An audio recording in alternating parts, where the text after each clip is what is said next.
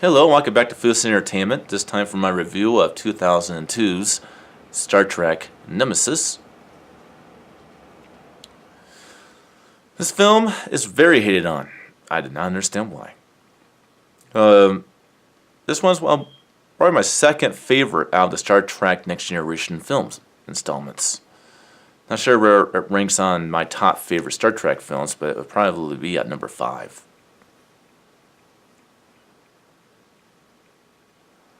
But I definitely like this movie. I don't understand why people have a problem with this movie. Matter of fact, it's one of the Star Trek films I go back to quite often. I would rather watch this movie than Wrath of Khan and Voyage Home. This is a great movie. This film is also the first film that introduced us to Tom Hardy. Tom Hardy had never done a movie before this one. I believe this is his introduction to film. And one thing I really like about this movie is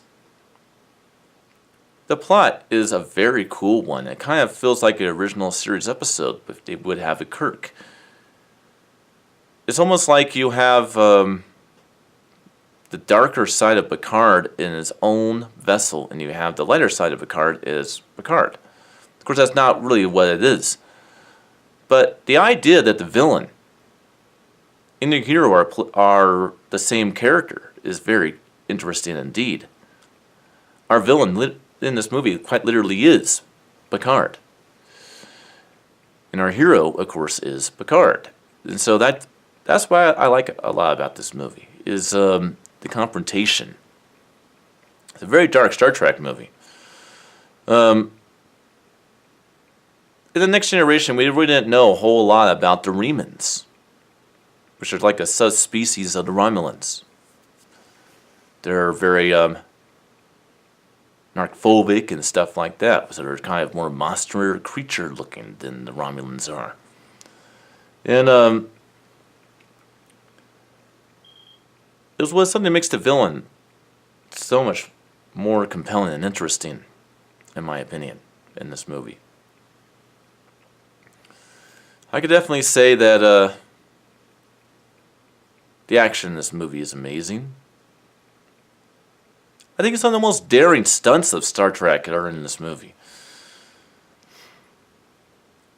But that's something I really like about this movie. This was originally the last Star Trek movie. So out of the original franchise, this is the last movie. Because the J.J. Abrams films are kind of a reimagining of Star Trek. They're not... They exist in the same universe, but at the same time, they're kind of a reimagining. So this is the last of the original Star Trek films. And I think they did a great job with this movie. The action is good. The acting is good. The stunts are good. The story's great, in my opinion. So let's go on to the story now. When word gets to the Federation that the Romulan Empire wants to have a peace treaty with the Federation, the Enterprise and its crew is sent to investigate. They discover very little Romulans, and that the Remans have taken over the Romulan Empire and don't know why. They are confronted with the leader of the Remans, and when exposed, Picard gets shocked out of his mind like he's looking in a mirror. Discovered that is a young clone of him that's in charge. And that he has lived a life of revenge and violence. And he calls himself Shindan, or Remus. Played very brilliantly by Tom Hardy.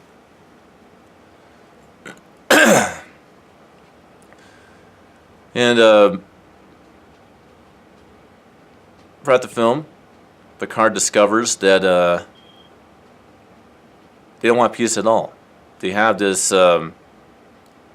meant to be a meant to be a non-existent weapon. A weapon of enormous power that has the ability to radiate an entire planet with a very, very advanced and very deadly strain of radiation known as, let's see if I remember the name of this, therium radiation. This is a radiation, when it's exposed to it, has the potential to actually disintegrate your body and turn you into a pile of ash, which is what he did to Romulan Empire. He disintegrated them, the entire Senate of the Romulan Empire, and turned them into dust and watched them become piles of dust on the Senate floor. Picard finds this out, and Picard also finds out that Sinjan of Remus, which is his clone, never had a certain sort of genetic enhancement activated within his, clone DNA, which would allow him to have the ability to further accelerate his aging to where he would be the same age as Picard. And because it was not activated, his body is eating itself and deteriorating. And the only way that he can stop from deteriorating is to get a full blood transfusion from the original, which is Picard. And so Sinjan wants to go ahead and harvest Picard and destroy the Federation. I mean, you have, of course, an all-out battle between Picard and Sinjan, with the help of the Romulans on the Federation's end, I might add. Very good action. Also within this is our villain found a prototype android version of Data, and Sin is a saboteur to the Enterprise. The tragedy of this movie is that, in the end, to save Picard, Data sacrifices himself and blows up the Doomsday device, the Teleron radiation ship that Sinjan has. So that's kind of a tragedy thing. Something that's very little known about this movie is that Brent Spinner, the actor who plays Data, actually wrote this one. He actually wrote this movie and co-produced it. And so that's why there's a lot of family type of elements about Picard and Data, and of course Riker, and so on. This is a much darker movie too, and I also like that. It's overall a great Star Trek movie in my opinion. Now let's talk about the audio and video. The video of this one is a much darker movie. It still looks like it could be made today and be just fine on movie theaters, just like the last two. But it definitely does not have that as much in terms of brightness as the last two. This is a much more darker, more digital looking movie. But that's not a problem as long as the film looks really good in HD and has a really good restoration, and it kind of looks like it really could play really well into a modern audience, which this one definitely does. Keep in mind that none of these Star Trek movies, absolutely none of them,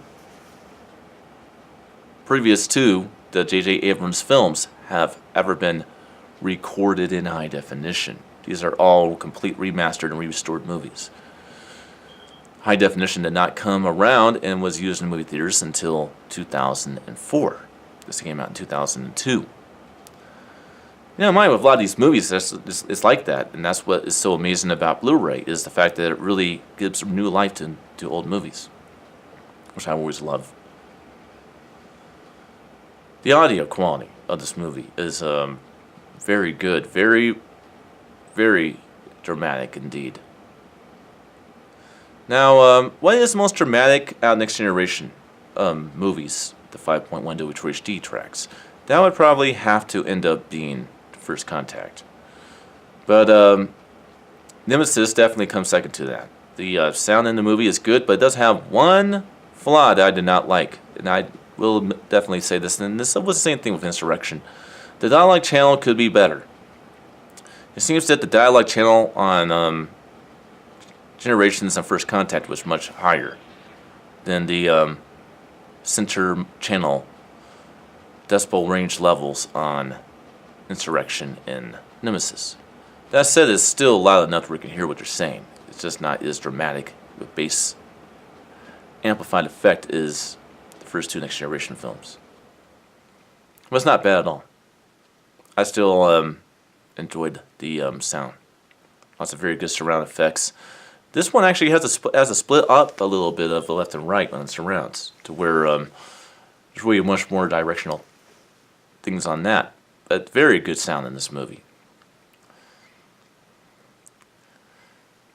And I would say that the performances are great in this movie. The action is great in this movie. Like I said, I just can't keep talking about action, but the action is great in this movie. And the stunts are as well. I mean, you have Picard driving aerial vehicles. You have him pretty much blasting down. What's the word that they're called? What's the word they're called?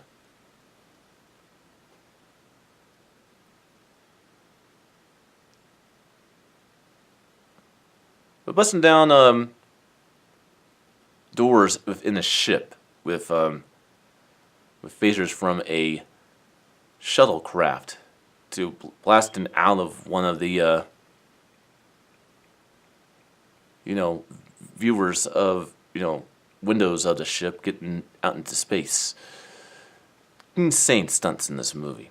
There's even one where in order to go ahead and damage such on a ship, Picard, with half of the Enterprise stuck in his ship, pulls out of the ship. There's some pretty insane stunts in this movie. This is also the first Star Trek movie to where we actually see individuals get sucked out into space, which we would not see it again until J.J. Abrams' Star Trek in 2009, and of course Star Trek Into Darkness in 2011. But yeah, lots of very good stunts in this movie. Overall, this is a great movie, although hated by so many.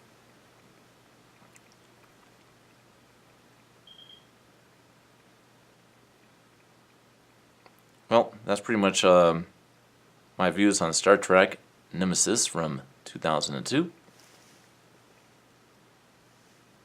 And I'll see you guys next time for my review of J.J. Abrams' Star Trek from 2009. Until then.